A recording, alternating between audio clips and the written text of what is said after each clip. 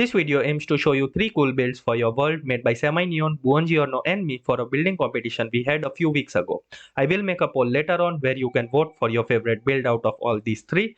And as for the mod pack used, it's not very optimized, so I'm not posting a link as of right now, but you can grab it from the video description later on or from the Discord channel.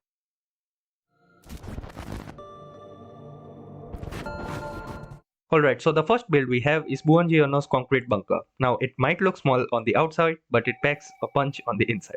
So it says, hello Savage Vegeta fans, hope you guys will like my build from Buongi. And also here's some money for the cafeteria as today's pizza day. Nice.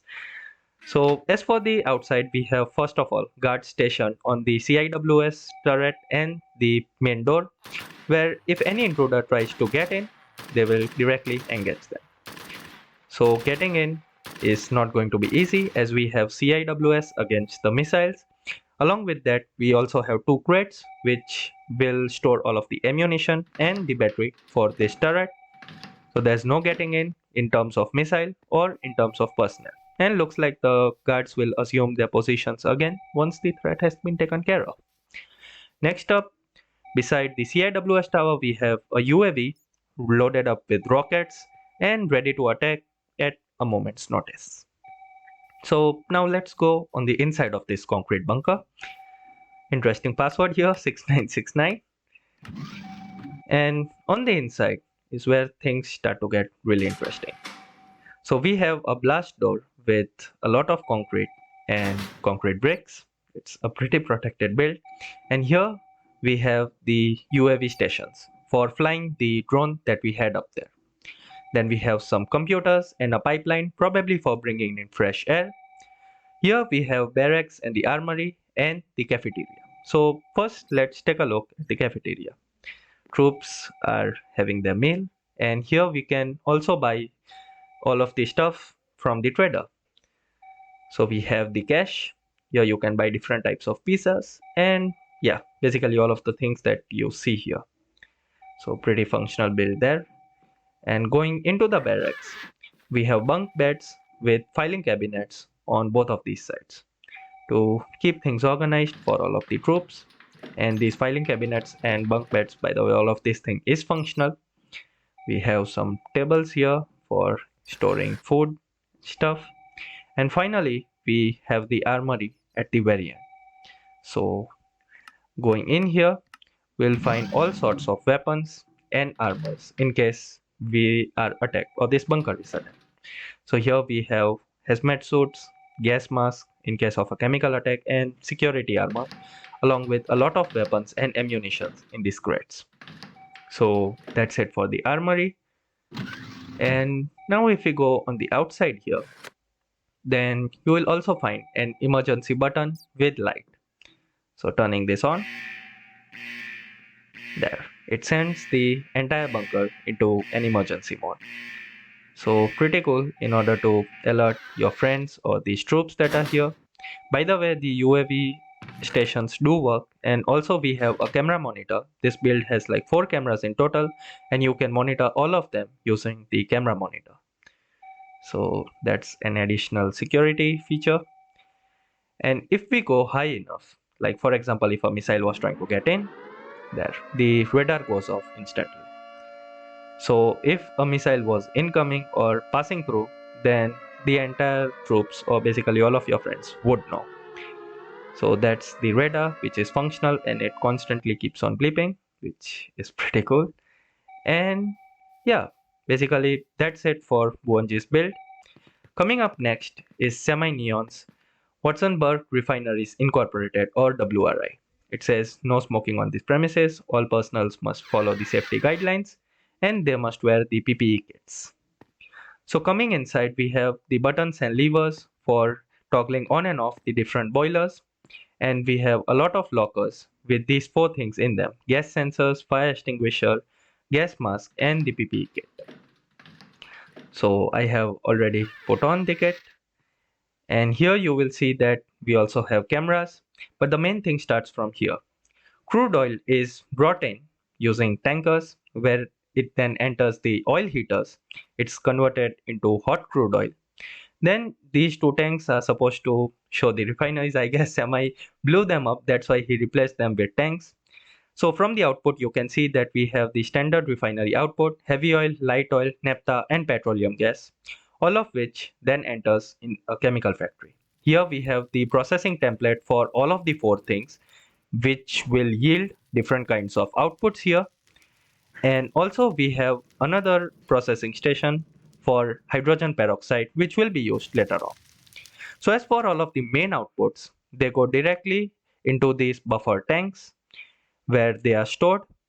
And from these buffer tanks, we have pipes running out. And from the outside of the build, there are ports from where you can directly connect your tanks and fill them up.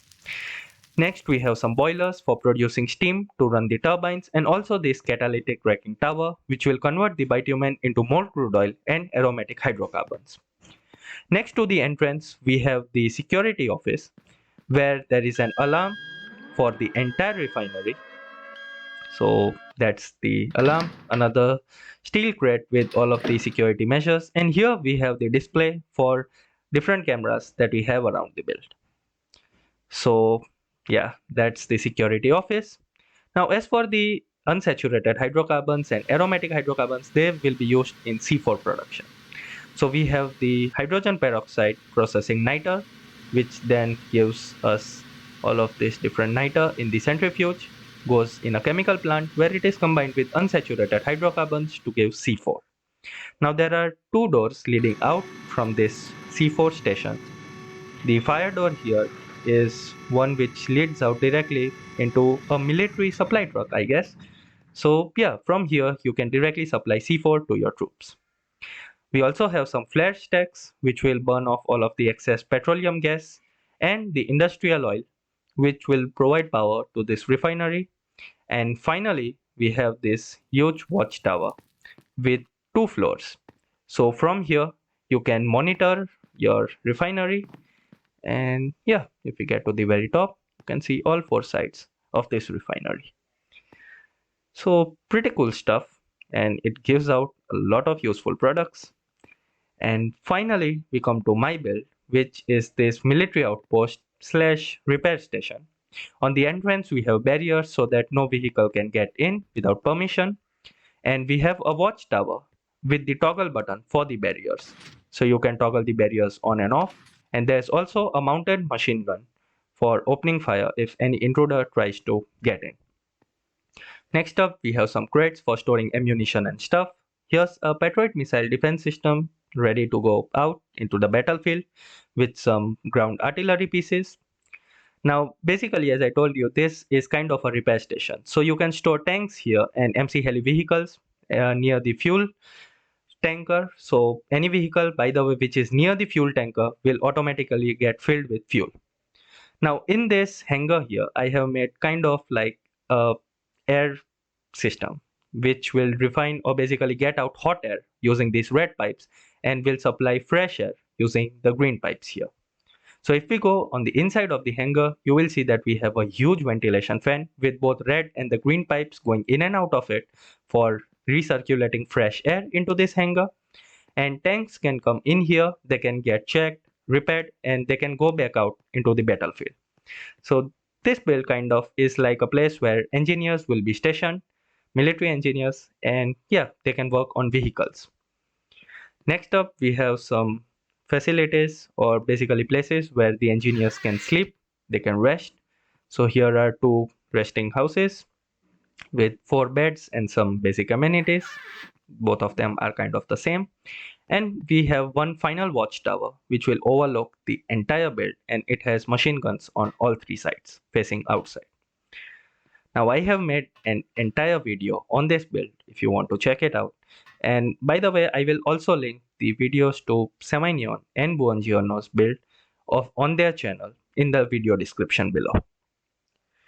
So coming to the end, we have a helipad, and below the helipad is like the excess diesel tanks, kerosene tanks, fuel stuff, and also some industrial combustion engines which should power this entire outpost. And if we go on the top where the helipad is, here like People can come in, officials can come in for regulation checks, etc. And we have a surface to air missile defense system for any incoming missiles that we might counter on this build. So yeah, that was it for this video. Don't forget to vote in the polls.